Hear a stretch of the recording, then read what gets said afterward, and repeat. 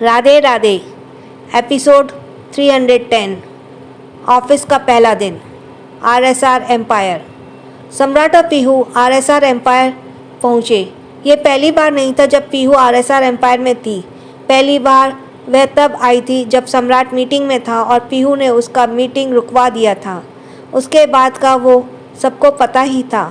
सम्राट और पीहू ने आते ही सम्राट की सेक्रेटरी रिया भी उसके पीछे आ गई।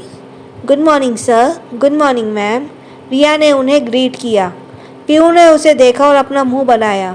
लास्ट टाइम उसका एक्सपीरियंस रिया के साथ कुछ ठीक नहीं था। हाँ, वो बकबक क्वीन वाला। रिया भी पीहू को देखकर कुछ खास खुश नहीं थी। पिछली बार पीहू उसे किसी पागल लड़की की तरह लग रही थी जिसे चीज़ों को कॉम्प्लिकेट करना अच्छा लगता था, पर इस बार वो उससे अलग लग रही थी। वे अब ऑफिस आ गए थे और एम्प्लॉयज़ भी नज़र पीहू पर थी। उसने आते ही सबका ध्यान अपनी तरफ खींच लिया। वे लग ही रहा था कि इतनी कॉमन थी, कमाल की। सम्राट भी वह चीज़ नोटिस कर रहा था कि कैसे आरएसआर एम्पायर के मेल्स वर्कर पीहू को देख रहे थे। सम्राट और पीहू सम्राट के कैबिन में आए। सम्राट ने अपना कोट निकाला और उसे अपनी कुर्सी के पीछे हैंग करते हुए कुर्सी पर बैठ गया। पीहू एक्साइटेड होकर सम्राट के सामने वाली कुर्सी पर आकर बैठ गई। उसने कहा, वाओ, आपका ऑफिस तो कमाल का है। I am very excited to work here. Samrat ने रूडली कहा। किसने कहा तुम यहाँ बैठ सकती हो? पीहू ने उसके कंफ्यूज होते हुए देखा। सम्राट ने कहा, तुम यहाँ काम करने आई हो पीहू, और इस नाते तुम यहाँ को सिर्फ पीहू महेश्वरी हो जिस काम करने के लिए पैसे मिलेंगे। और इस बात को मत भूलना कि यहाँ का बॉस मैं हूँ, इसलिए तुम वही करोगी जो मैं चाहूँगा। और मैं इस वक्त चाहता हूँ कि तुम एक अच्छी एम्प्लॉय की तरह बिहेव करो। पीहू सम्राट को शॉक्ड एक्सप्रेशन से देख रही थी। सम्राट ने रिया से कहा, रिया, तुम इसे सेक्रेटरियल डिपार्टमेंट में ले जाओ और इसे इसका काम समझा देना। और हाँ, इस बात का ध्यान रखना कि यहाँ किसी को भी पता ना चले कि पीहू मेरी वाइफ है। अंडरस्टैंड? रिया ने कहा, yes sir, I understand. Pihu ने कहा, लेकिन सम्राट, मैं आपके साथ काम क्यों नहीं कर सकती? मुझे आपके साथ काम करना है। सम्राट ने कहा, नहीं, तुम मेरे साथ काम नहीं करोगी, तुम्हें रिया के साथ काम करना है।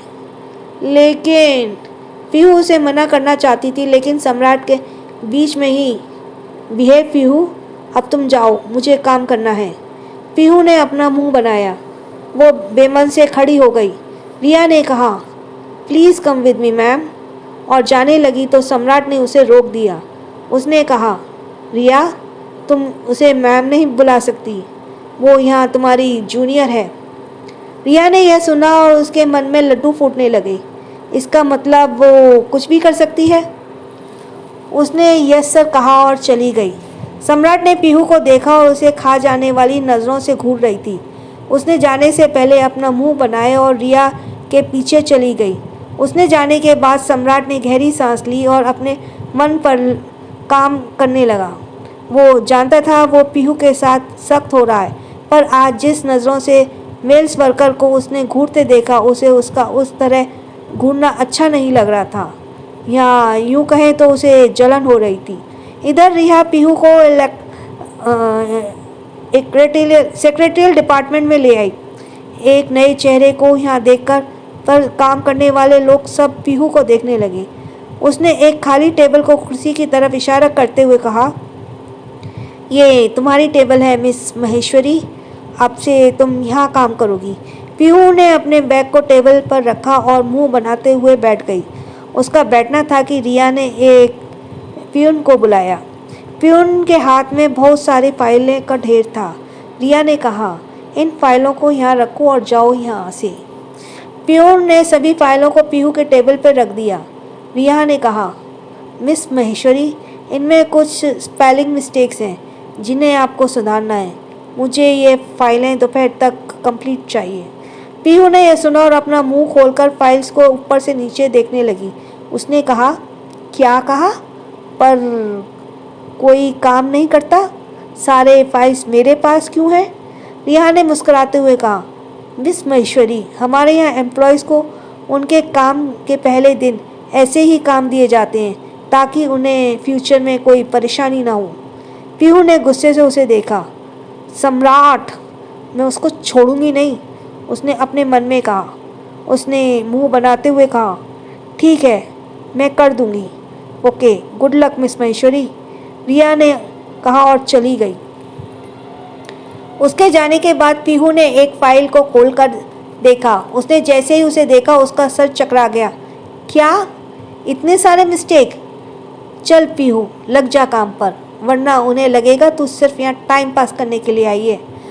तुझे उन्हें गलत भी तो साबित करना है। उसने सोचा और फाइल्स को देखने लगी। अभी वो देख ही रही थी कि एक लड़का जो उसके क्लीग था वो उसके पास आते हुए बोला, hello miss, I am Nikhil. आप यहाँ नहीं हैं? आपको मेरी कुछ मदद चाहिए? पीहू ने इसे देखा। वो लड़का देखने में काफ़ी हैंडसम था। उसने खुश होते हुए कहा, ओह हाय निखिल, आई एम पीहू महेश्वरी। मुझे लगता है मुझे सच में किसी की मदद की ज़रूरत है। इधर सम्राट अपने ऑफिस के अंदर ग्लास वॉल से पास खड़ा होकर पीहू को देख रहा था और वह यह भी देख रहा था कि कैसे एक लड़का उसकी वाइफ के साथ प्रैंक होने की कोशिश कर रहा है। उसके अंदर आग सुलग रही थी। वो जल्दी से अपने टेबल के पास आया और लैंडलाइन से किसी को फ़ोन मिलाया। इधर पीहू निखिल से हंसते हुए बातें कर रही थी। तभी उसके टेबल पर रखा फ़ोन बजने लगा। उसने निखिल को एक्सक्यूज़ मी कहा और जल्दी से फ़ोन रिसीव किया। Hello, who is this? सामने से आवाज़ आई। उस लड़के से दूर रहो और अपना काम करो। मुझे वो सारे फाइल्स अगले 3 घंटे में मेरे केबिन में चाहिए। और फ़ोन कट गया। पीहू ने हैरानी से फ़ोन को देखा और उसे सम्राट के ऑफिस की तरफ देखने लगी, जहाँ पर अब तक उसे एक कांच के दीवार से ज़्यादा कुछ नहीं दिखा। 3 घंटे पर कैसे? उसने निखिल से कहा, आई थिंक मुझे ये अकेले ही करना होगा। Are you sure? निखिल ने कहा। पीहू ने हाँ में सर हिलाया और वो काम करने लगी। काम करते करते कब 3 से 6 बजे और पीहू को पता नहीं चला। वो अब तक सारे फाइल्स में पैसेज को अच्छे से देख रही थी। एक जैसे वर्ड्स को देखते हुए अब उसका काम करने का बिल्कुल भी मन नहीं था। सुबह जितनी एनर्जेटिक लग रही थी, इस वक्त उसके अंदर सांस लेने तक की भी जान नहीं बची थी। वो अपना एक पैर कुर्सी पर रखकर अपने घुटने में कोहनी टिकाकर सर को पकड़कर बैठी पेपर्स को करेक्शन कर रही थी। उसके चेहरे पर थकान साफ नजर आ रही थी। सारे एम्प्लॉयज़ वक्त बीतने के साथ जा चुके थे। इस वक्त ऑफिस में पीहू और सम्राट ही थे। सम्राट उसे उसके पीछे खड़े होकर देख रहा था। पीहू के हाथों में अब भी उसका हाथ छोड़ दिया था। उसके जिस हाथ से वह अपने सिर को सहला रही थी वो फिसल गया और पीहू का सर टेबल पर लगने ही वाला था कि सम्राट ने अपना हाथ आगे करके उसके माथे पर रख दिया। सम्राट ने उसे उसी तरह सीधा किया। पीहू ने देखा सम्राट उसके सामने खड़ा है। उसने उसे कमर से पकड़कर उसके पेट पर अपना सर टिका दिया। आह सम्राट, आई एम सॉरी, मैं काम पूरा नहीं कर पाई। सम्राट पीहू के सर को सहलाते हुए बोला, कोई बात नहीं, चलो घर चलते हैं, तुम बहुत थक गई हो। उसने देखा पीहू कोई रिस्पॉन्स नहीं कर रही है। पीहू, तुम सुन रही हो? पीहू ने फिर से कोई जवाब नहीं दिया। सम्राट उसे खुद से दूर किया तो देखा उसकी आंखें बंद हैं। ऐसा लग रहा था वो सो चुकी है। उसने अपना सर हिलाया।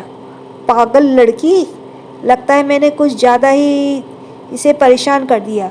उसने पीहू को आराम से अपनी बाहों में उठाया और कैबिन से बाहर निकल गया। पीहू ने नींद में ही सम्राट के गले में अपनी बाहें डाल ली और उसके कंधे पर अपना सर टिका लिया, जिससे पता चल रहा था कि ये उसका रोज का काम है। सम्राट मुस्कुराया। उधर हवेली में अंश अपना फ़ोन चलाते हुए कमरे में आया। वह अभी कहीं से आया था। उसने अपने कानों में ईयर ड्रॉप्स पर निकाले और बेड पर रखे, जहाँ पर सोना सारांश को अपनी बाहों में भरकर सो रही थी और अंश सारांश के पास सो रहा था। अंश ने नोटिस किया था सोना इन दिनों खूब सोने लगी थी। उसने कहा, ये देखो, ये दोपहर में अभी तक सो रही है। इसने ईयर ड्रॉप्स को साइड से टेबल पर रखा और बेड के पास आ गया। उसने सोना के कंधों को हिलाते हुए कहा, सोना उठो, और कितना सोने वाली हो, शाम के 7 बज रहे हैं, उठो। सोना नींद में कसमसाते हुए सारांश को कस के पकड़ लिया। अंश ने कहा, सोना उठो, तुम्हें इतना नहीं सोना चाहिए। सोना ने नींद भरी आवाज़ में कहा, अंश सोने दीजिए ना, क्यों डिस्टर्ब कर रहे हैं। सोना ने ऐसे बोलने से उसे कुछ आइडिया आया। वो उसके कान के पास आकर धीरे से बोला, वाइफी देखो मैं तुम्हारे लिए क्या लाया हूँ, गर्मा गर्म जलेबी और रबड़ी। अंश का यह कहना ही था कि सोना की नींद खुल गई। कहाँ है जलेबी और कहाँ है रबड़ी, कहाँ कहाँ कहाँ। वो उठकर कहाँ इधर उधर देखने लगी और कहने लगी, कहाँ है कहाँ है। अंश ने हैरानी से उसे देखा। क्या इस लड़की को जलेबी और रबड़ी इतना ज़्यादा पसंद है। अंश कहाँ है हमारी जलेबी। सोना ने कहा तो अंश अपनी सोच से बाहर आया। उसने अपना मुंह बनाते हुए कहा, वो सब मैंने डस्टबिन में डाल दी। उसने कहा। सोना का हाथ पकड़ा और उसे उठाते हुए बोला, चलो तुम फ्रेश हो जाओ, तुम आज दोपहर से सो रही हो। सोना ने हैरानी से उसे देखा। अंश आप बहुत बुरे हैं, ऐसे कौन झूठ बोलता है, जाइए हमें आपसे बात। वो ये कह ही रही थी कि उसे अपने पेट पर बहुत तेज दर्द हुआ। आह। उसने अंश के हाथ को झटका और बेड से खड़ी होकर वॉशरूम की तरफ भागी। उसे भागता देखकर अंश भी उसके पीछे आया और उसके हाथ को पकड़ लिया। क्या हुआ, तुम ऐसे क्यों भाग रही हो, बेबी विल हर्ट। सोना ने जल्दी जल्दी कहा, हमें वॉशरूम जाना है।